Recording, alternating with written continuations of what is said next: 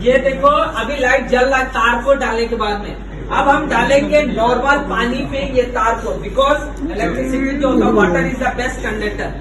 देखो डाल रहा है, पानी में डाल दिया ये तार, नहीं चल रहा है बाल। लाइट जला लो, नहीं तो वीडियो देखना है तो लाइट जला लो, आराम से देखना ऑनलाइन। देखो पानी में डाला हुआ ये तार और लाइट नहीं जल रहा है।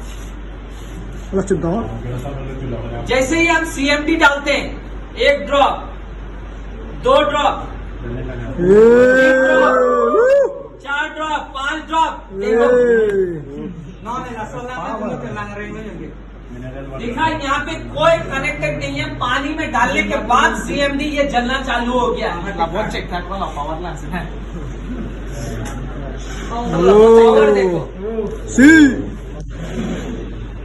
आप सबको घर पे इलेक्ट्रिसिटी नहीं, CMD लेके जाएगा।